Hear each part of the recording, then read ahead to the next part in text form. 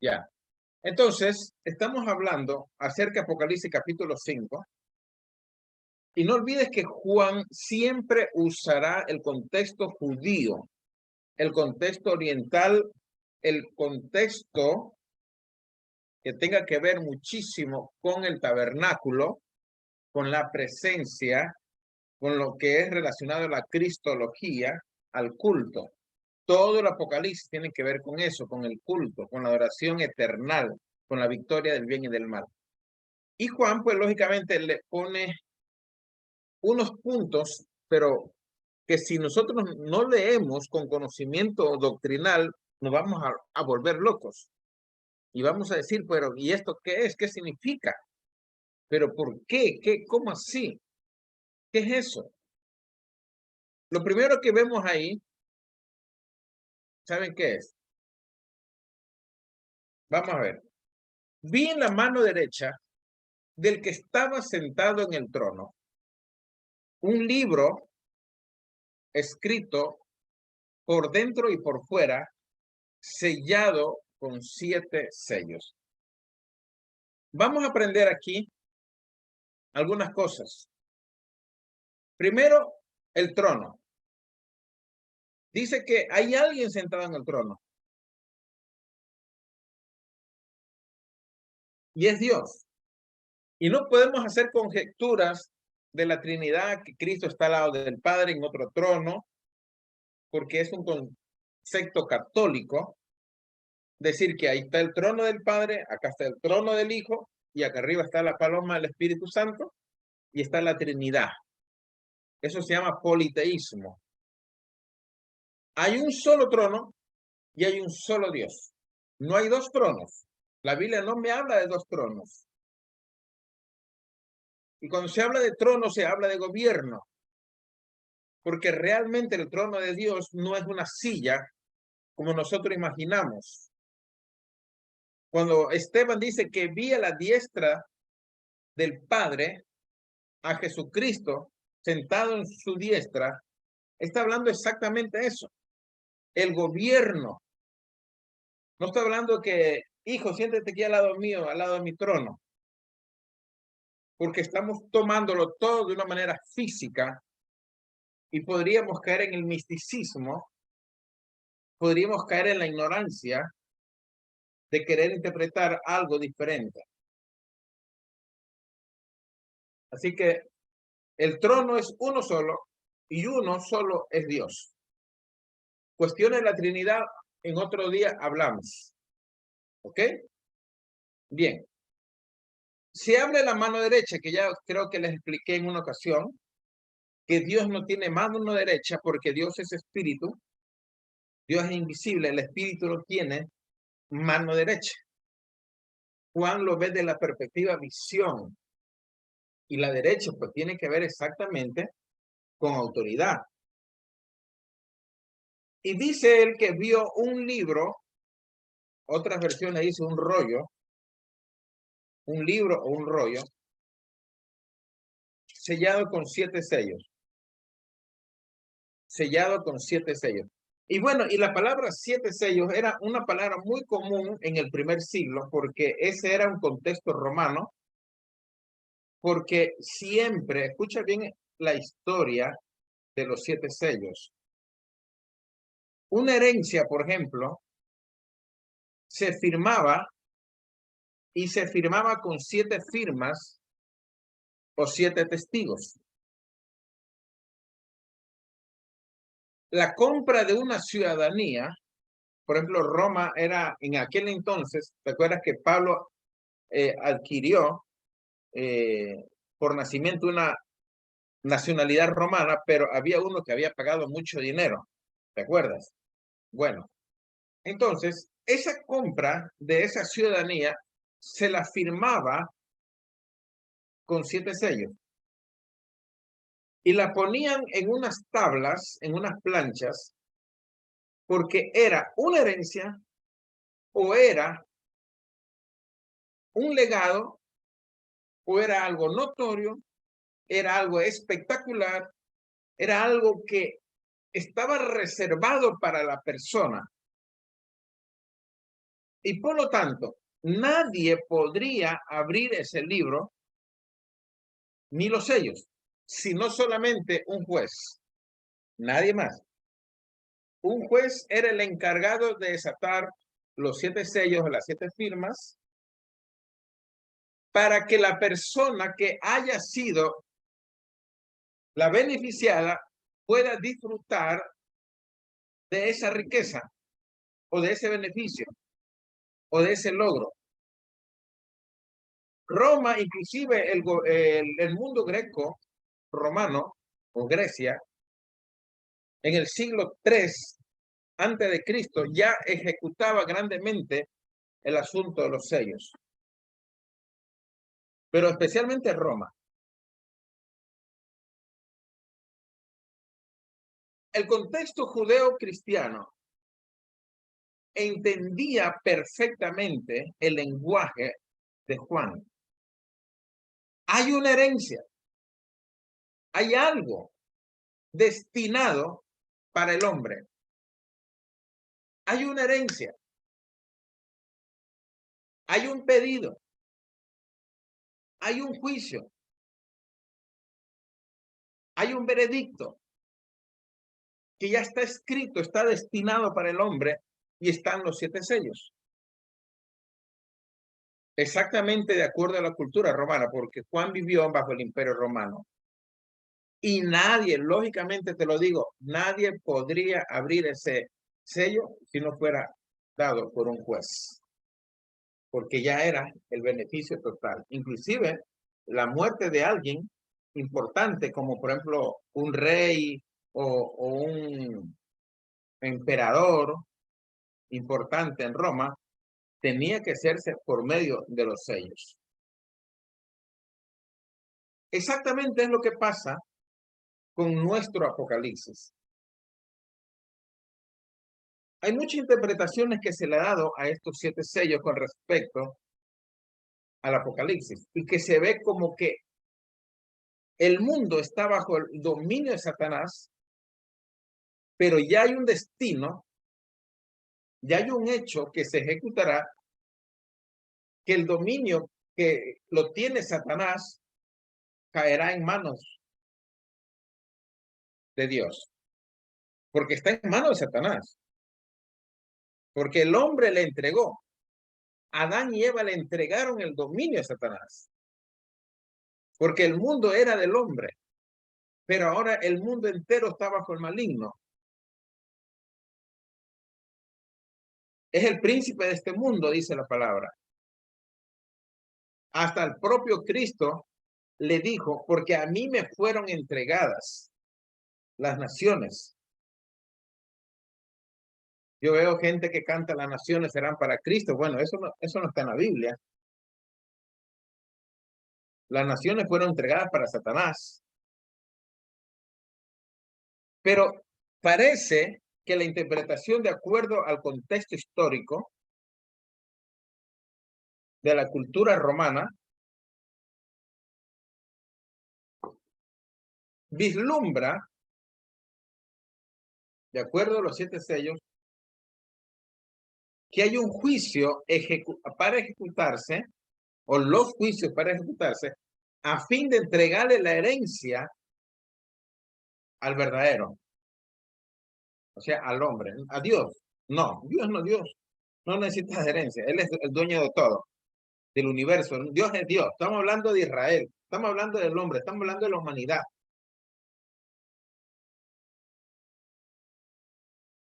La otra interpretación es que los 7 sellos son los 7 juicios que sucederán cronológicamente para acabar con el hombre pecador. Podría ser. Así que estamos listos para ir entendiendo esto. El Padre tenía en su mano derecha un rollo sellado. Eso ya lo tenemos claro. Pero nota lo que dice ahí. Un ángel poderoso. Verso 2. Y vi un ángel fuerte, poderoso, que pregonaba a gran voz. Ese mismo ángel es el que se repite en el capítulo 10, verso 1. y Apocalipsis 16. Un ángel poderoso. Podría ser un querubín. Bueno, alguna jerarquía de alto nivel en el cielo. ¿Quién es digno de abrir el libro y desatar sus sellos? ¿Un juez? ¿El emperador? ¿Quién? ¿Quién era? El único. Y ninguno, ni en el cielo, ni en la tierra, ni debajo de la tierra, podía abrir el libro, ni aún mirarlo. Claro. ¿Por qué? Porque no estaba establecido para nadie que ejecutase esta herencia. Y lloraba yo mucho porque no se había hallado a ninguno digno de abrir el libro, ni de leerlo, ni de mirarlo. Y uno de los ancianos me dijo, no llores, he aquí, no llores, he aquí. Ya sabemos quiénes son los ancianos, el anciano, ¿no? En la iglesia. El león de la tribu de Judá y la raíz de David ha vencido para abrir el libro y desatar su sello. Aquí ya viene la cristología. Aquí ya viene la soteriología. Porque hasta el verso 4 está hablando de la cultura romana en aquel entonces, que podría ejecutarse cualquier acción en beneficio de alguien. Pero cuando ya aparece la raíz de David, que tiene que ver con la genealogía, el león de la tribu de Judá, que tiene que ver exactamente, que proviene de la tribu de Judá, ha vencido para abrir el libro y desatar sus 7 sellos. Está hablando exactamente de Jesucristo, porque tiene que ver con la redención. Porque tranquilamente, realmente, ese libro lo hubiera abierto cualquiera, un ángel. Pero un ángel no murió por la humanidad. Tenía que ser alguien que conecte con la humanidad. Aquel verbo se hizo carne. El único que podría salvar la humanidad es el único que podría abrir el sello para la humanidad.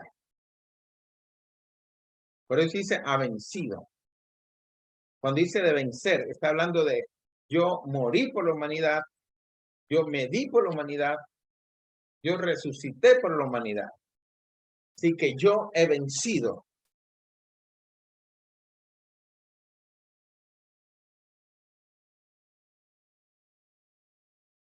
¿Y qué vemos ahí? Verso 6. Y miré y vi que en medio del trono y los 4 seres vivientes y en medio de los 4 ancianos estaba un cordero como inmolado. Como inmolado. Aquí. Nota que aquí hay algo importante en cuanto al cordero como inmolado y que tiene una figura de interpretación bíblica. Por eso puse acá, antiguamente, el corderito tipificaba el sacrificio perfecto para estar en paz con Dios y abolir el pecado. Entonces, esto es una figura de Cristo para que el hombre no muera por su pecado, sino Cristo, el Cordero de Dios, que quita el pecado del mundo. Ya. Pero aquí vemos, en el verso 6, que este Cordero está inmolado, es decir, está muerto. Ahí está el degolle que le hicieron en el cuello y la sangre. ¿Qué representa ese corte y esa sangre derramada? Representa que la gracia sigue, que la gracia no se ha terminado. Yo he escuchado mucho en cuanto a los predicadores de escatología, que realmente lo único que explican es el rapto, segunda venida, tribunal de Cristo, voy al Cordero y se acabó su escatología. No explican nada más, hasta ahí quedaron. solo lo básico. No entran a fondo. ¿Tú crees que ellos van a quedarse un año estudiando Apocalipsis? No entran por ahí, no entran. Quieren lo básico, lo sencillito, lo que todo el mundo predica, lo que todo el mundo sabe. Y te van a predicar que el tiempo de la gracia se va a acabar en el rapto de la iglesia. Te van a predicar eso. Que la gracia se termine en el rapto de la iglesia y que después del rapto ya no va a haber gracia. Y que se acabaría la gracia. Pero es una interpretación equivocada porque la gracia siempre ha existido. En el Antiguo Testamento constantemente hallarás la expresión, si he hallado gracia ante tus ojos, si he hallado gracia ante tu siervo, si he hallado gracia. La gracia siempre ha estado y por eso el mundo existe. Es por la gracia. Cuando Pablo dice no estamos bajo la ley, sino bajo la gracia, da a entender que estamos siendo salvos por esa gracia.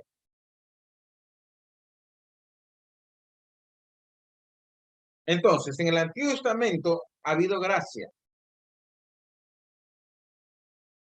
En el Nuevo Testamento ha habido gracia. En la gran tribulación habrá gracia. En el milenio habrá gracia. Donde está Dios está su gracia. Siempre habrá gracia. Por eso en Apocalipsis 7 vemos la multitud que se salvó. Si no hubiera gracia, ¿cómo se salvaron? Después de esto miré aquí una gran multitud, la cual nadie podía contar, de todas naciones, tribus, pueblos, lenguas, que estaban delante del trono en la presencia del Cordero, vestido con ropas blancas y con palmas en las manos. Y clamaban a gran voz diciendo, la salvación pertenece a nuestro Dios, que está sentado en el trono y al Cordero. Dice la salvación. Si la salvación es por gracia, aquí está hablando la salvación. Ahora, que sean decapitados, que sean muertos, es otra cosa. Pero nada tiene que ver que, porque hoy estamos en la gracia, nadie puede ser muerto. Cuando termine, hágame acuerdo, le voy a enviar el libro Torturados por Cristo. Ya se lo envié al otro grupo. Se lo voy a enviar a usted, hágame acuerdo.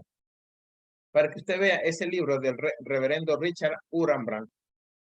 Y él te va a explicar cuál es la iglesia mártir en este tiempo. Tiempo de la gracia. Te vas a dar cuenta cómo los cristianos que están sufriendo en este momento en países terriblemente cerrados al evangelio por el simplemente hecho de tener una Biblia. O sea, su pecado y pena capital de muerte y trabajo forzado es por haber tenido una Biblia. Y estamos en el tiempo de la gracia. Entonces meten al padre preso por cargar una Biblia. Le encontraron la Biblia, está preso. Y no solo el papá. También meten preso a la mamá. Meten preso a sus hijos, e inclusive a los niños, y también a los abuelos, y también a los tíos, a los sobrinos, a los primos y al vecino, por haber estado al lado y no haber dicho. ¿Cuál fue el pecado? Tener una Biblia en mano. Y estamos en el tiempo de la gracia. Entonces, quitémonos ese concepto que la gracia se termina en el rapto. Siempre habrá gracia, y en la gran tribulación habrá gracia. Aún más, si tú lees la restauración de Israel, es por gracia. El nuevo pacto de Jeremías 31 que se ejecutará en el milenio es por la gracia. Es el mismo nuevo pacto del milenio, el que hoy tenemos nosotros como iglesia, el nuevo pacto de su sangre. Si el nuevo pacto es gracia, y ese mismo pacto, el que salvará a Israel y las naciones en el milenio, quiere decir que la gracia continúa. Bien, digamos.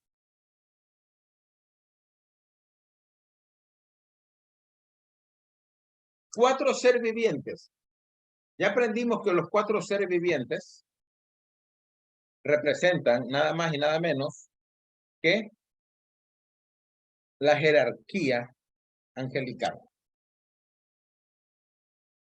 Así como los 24 ancianos representan a la iglesia, ya lo aprendimos por qué, y tiene su video y tiene su material para que lo vean. Los 4 seres vivientes representan los ángeles y también ya lo aprendimos por qué. Está el video y están los materiales para que lo pueda ver.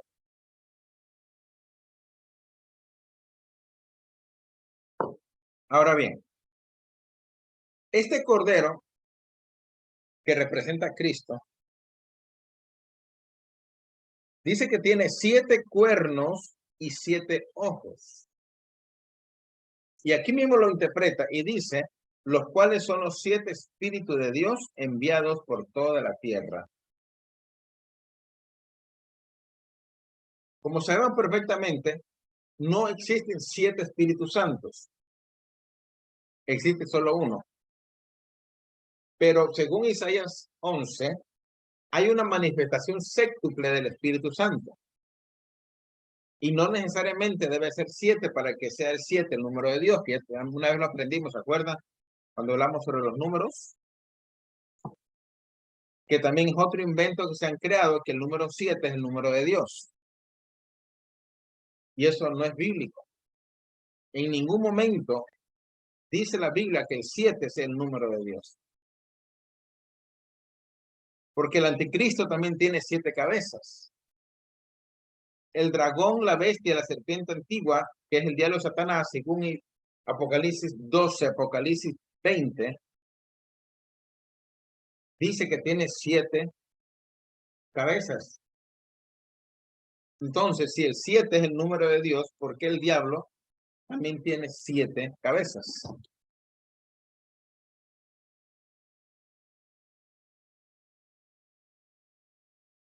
Entonces, la manifestación séctuple de Isaías 11 no necesariamente convierte el número 7 en el número de Dios, porque el Espíritu Santo también, por ejemplo, habla de los 9 dones del Espíritu, los 9 frutos del Espíritu. ¿Se acuerdan? Gálatas 5:22. Amor, gozo, paz, paciencia, dignidad, bondad, fe y mansedumbre. Están los 7. Los 7 frutos del Espíritu.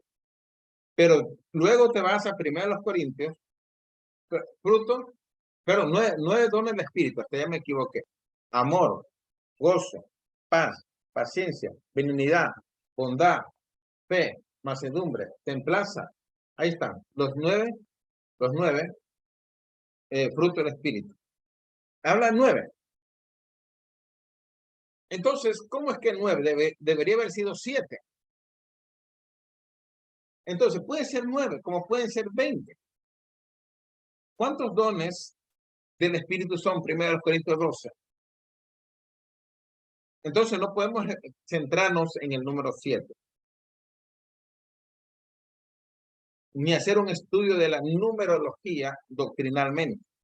Simplemente podemos hacerlo como fines técnicos de estudio, pero no de doctrina. Bien, entonces, los 7 ojos representan pues la autoridad del Espíritu Santo y los cuernos también representan la autoridad que él tiene. O sea, el Cordero Inmolado tiene autoridad para salvar la humanidad por medio del Espíritu Santo, llegar al arrepentimiento.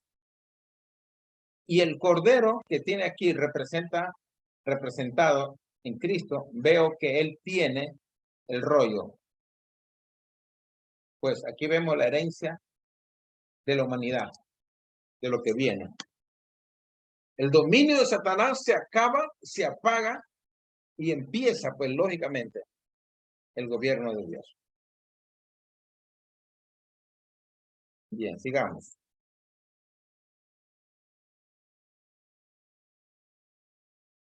Mira, aquí increíble esa frase, ¿no? En el 5:6, que algunos no le toman atención. Dice, y los 7 ojos son los 7 espíritus de Dios enviados a toda la tierra. Y ya pasó el rapto. Ya pasó el rapto. Ya pasó el arrebatamiento. Y ahí dice que son enviados a toda la tierra. En el tiempo del anticristo, en el tiempo de los 2 testigos, en el tiempo de los 144,000 sellados, va a estar el Espíritu de Dios sobre la tierra. Sigamos. Verso 8, 5:8. Cuando tomó el libro, los 4 seres vivientes, los ángeles, y los 24 ancianos, la iglesia, se postraron ante el Cordero. Cada uno tenía un arpa y una copa de oro llena de incienso, que son las oraciones de los santos. Bien, aquí hay algo importante.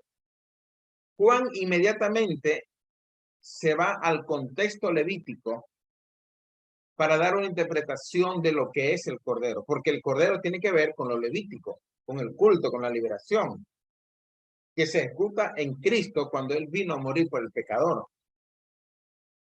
Pero Juan, su contexto va inmediatamente al Antiguo Testamento. Veamos. Se postraron ante el Cordero, hasta ahí estamos bien. Pero lo que me llama la atención es que cada uno tenía un arpa. ¿Por qué? Y una copa de oro. ¿Por qué? Y esa copa de oro llena de incienso. ¿Por qué nombra el incienso? ¿Por qué nombra el arpa?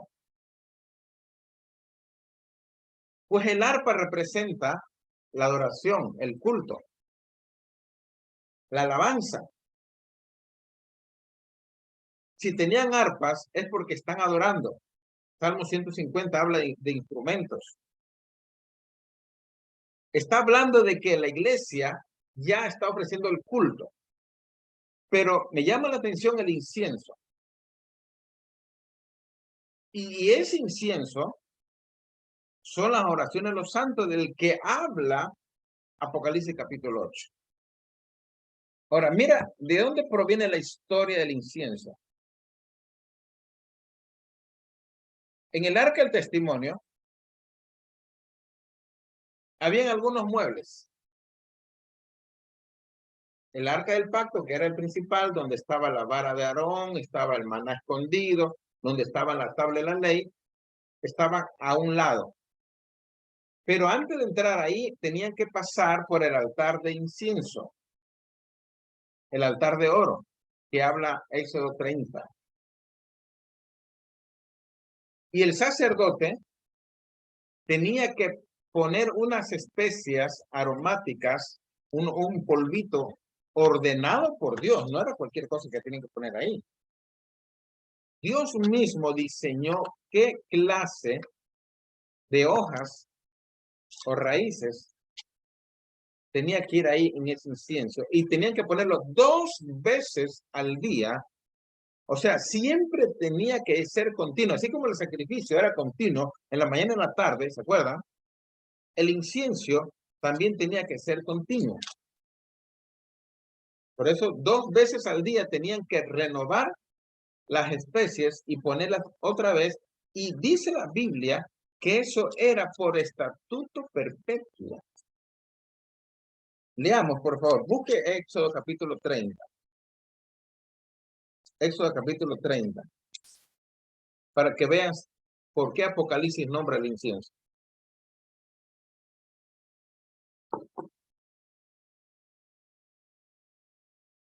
Harás asimismo un altar para quemar el incienso. De madera de casa lo harás. No al incienso, sino al altar. Su longitud será 1 codo y su anchura 1 codo. Será cuadrado. Y su altura de 2 codos y sus cuernos serán parte del mismo. O sea, los cuernos están aquí, mira, aquí en estos son los cuernos. ¿Te acuerdas que el cordero tiene 7 cuernos? Bueno, por ahí tienes que conectarlo. Y lo cubrirás de oro puro, su cubierto, sus paredes de alrededor y sus cuernos, y le harás en derredor una cornisa de oro.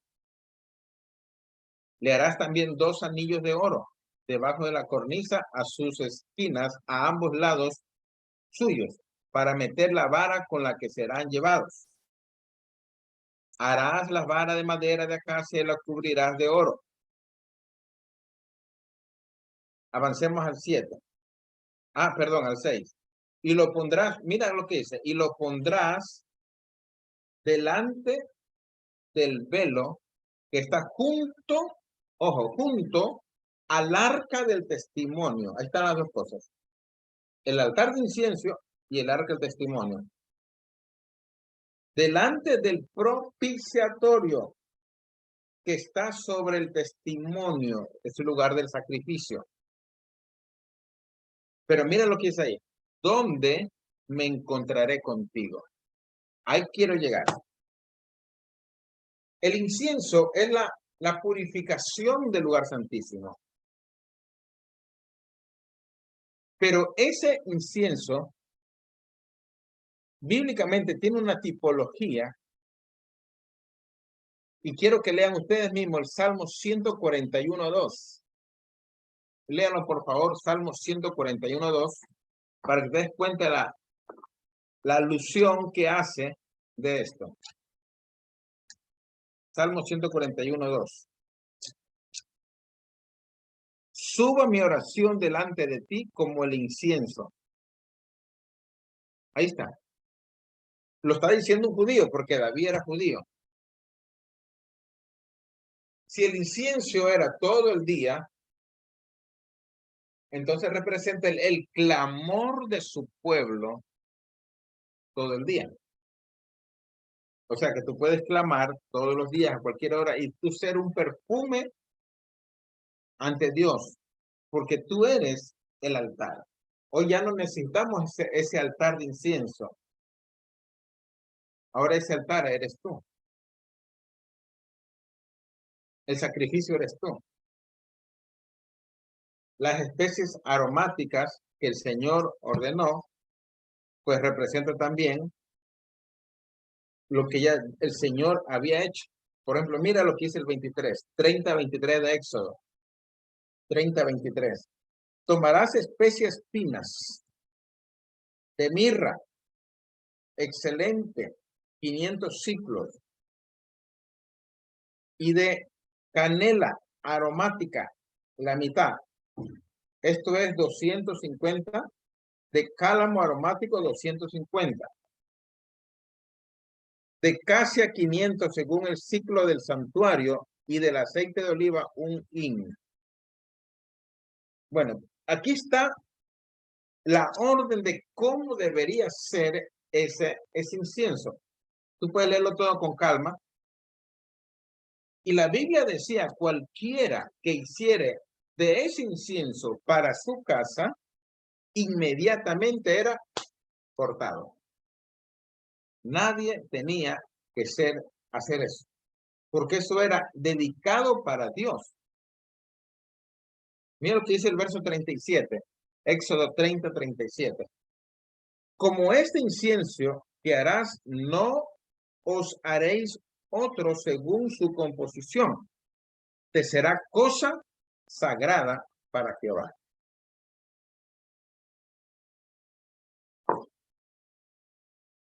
Entonces, ahora que leemos el Nuevo Testamento, damos por concluido que representan las oraciones. O sea, antiguamente eran las especias aromáticas lo que era como un olor fragante para perfumar el tabernáculo, para que la presencia de Dios esté llena de ese perfume. Pero ahora entendemos que ese perfume es tu oración. Y eso lo dice, vamos a leerlo. Y Apocalipsis 8. Busca Apocalipsis 8.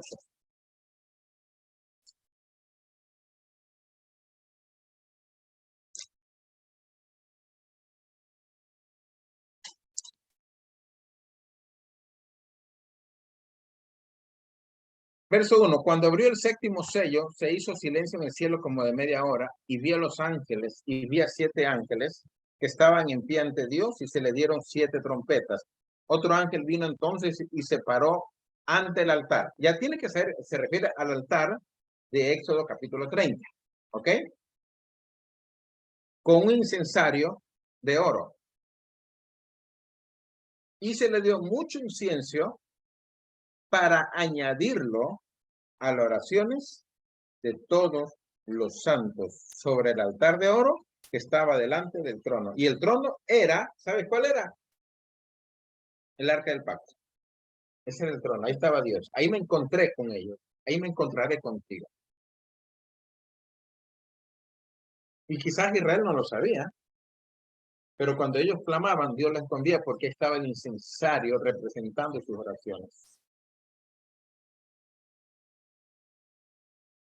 Así que cada vez que tú oras al Señor, tú eres un incienso ante Dios. Muy bien, sigamos, ya tenemos la interpretación. Entonces, del verso 8. Verso 9. Y cantaba un cántico nuevo diciendo, digno eres de tomar el libro y de abrir sellos, porque tú fuiste inmolado y con tu sangre nos has redimido para Dios de todo linaje, lengua, pueblo y nación. Ahí está hablando ya de la salvación. Por eso estos ancianos cantan que fueron salvos. No podrían ser ángeles. Y estaba leyendo en griego este versículo. Ahí, yo no sé griego, estaba leyéndolo en griego, traducido al español. Y en el verso 10 dice, y nos has hecho para nuestro Dios reyes y sacerdotes y reinaremos sobre la tierra. Entonces, aquí hay una contradicción, porque aquí dicen que los seres vivientes también cantaban. ¿Y cómo los seres vivientes podrían reinar sobre la tierra? Esa es la primera contradicción. La segunda es si la iglesia no va a estar en la tierra en el milenio, entonces, ¿por qué este versículo dice y reinaremos sobre la tierra? Estaba leyendo el original griego y no dice reinaremos sobre la tierra, y dice y reinarán sobre la tierra. En el griego, reinarán. Ya, entonces, este versículo de Apocalipsis 5:10 con el de Apocalipsis 2:26 que dice, yo daré autoridad sobre naciones, aparentemente demuestra que la iglesia.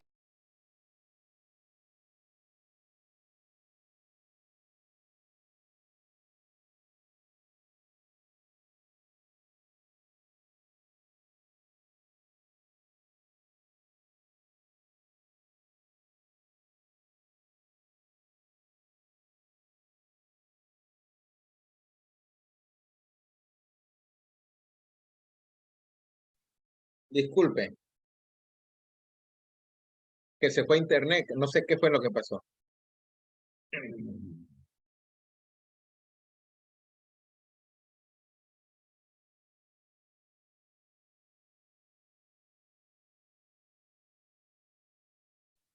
Bueno, algo pasó aquí que se me cerró el Zoom. Sí me están escuchando, ¿no? Háganme la manito así para verlo si me están escuchando, porque se apagó y se volvió a encender otra vez. Ya, sí se ve. Muy bien, gracias. Gracias. Ya, muy amable. Vamos a compartir la pantalla de nuevo.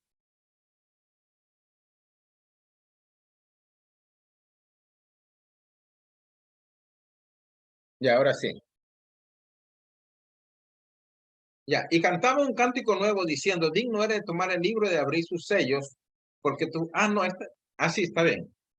Y abrir sus sellos porque tú fuiste inmolado y con tu sangre nos has redimido para Dios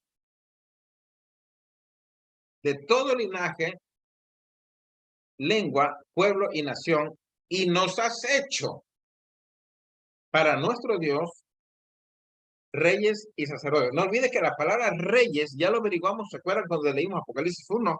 No está en el original. Yo no sé por qué las traducciones ponen la palabra reyes. No dice reyes.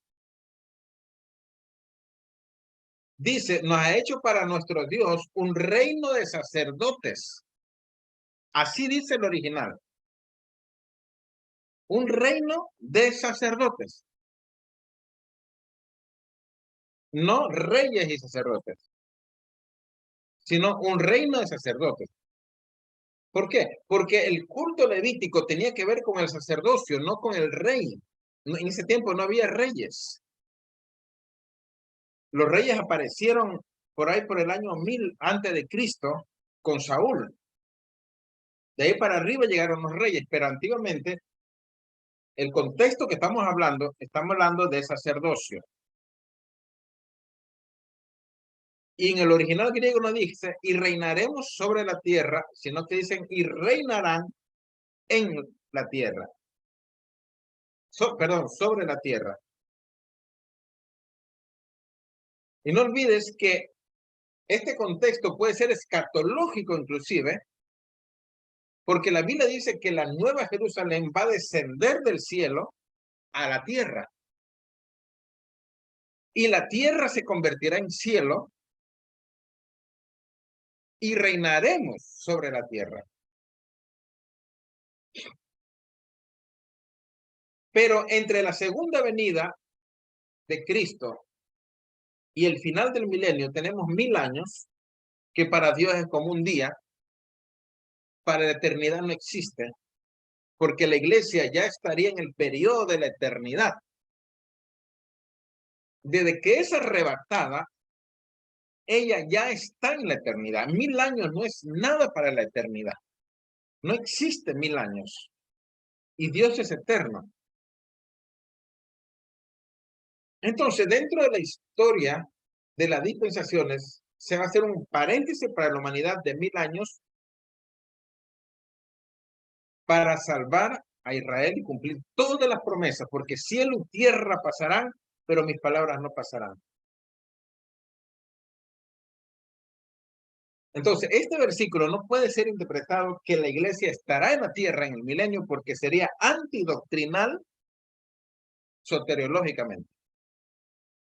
Porque no hay motivo para que la iglesia reine físicamente, porque la iglesia está redimida en el culto, en la adoración, tiene arpas, está adorando, está conectada con la adoración eternal, saca sus coronas y las pone a los pies de Dios, adora a Dios. O sea, lo que hay en el cielo es adoración, adoración y lealtad al Señor, no habla de reyes.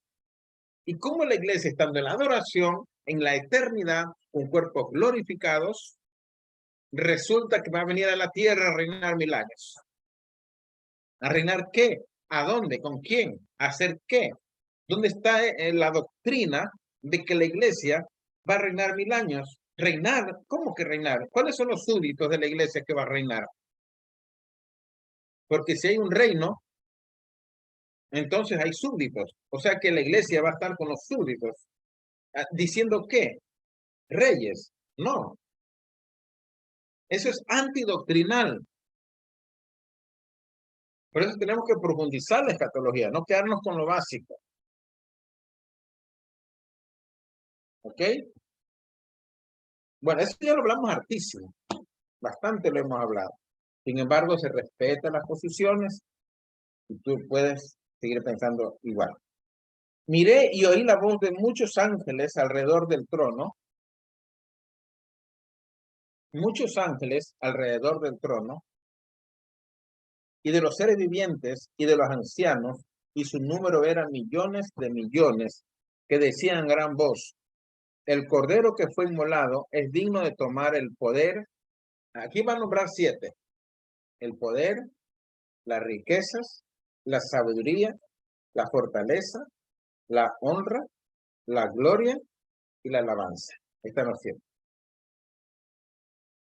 Y todo lo creado que está en el cielo y sobre la tierra y debajo de la tierra y en el mar y todas las cosas que en ellos hay, oí decir al que está sentado en el trono y al Cordero sea la alabanza, la honra, la gloria y el poder por los siglos de los siglos. Los 4 seres vivientes decían amén, y los 24 ancianos se postraron sobre sus rostros. Ahí está el objetivo. Ahí no es que son reyes. Se postraron sobre sus rostros. ¿Y qué? Y adoraron, adoraron, adoraron al que vive por los siglos de los siglos.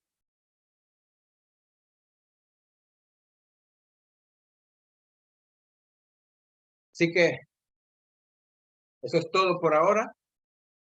Deseo que ustedes puedan continuar con sus estudios empíricamente y seguir avanzando en la información y los conocimientos que el Señor les está dando.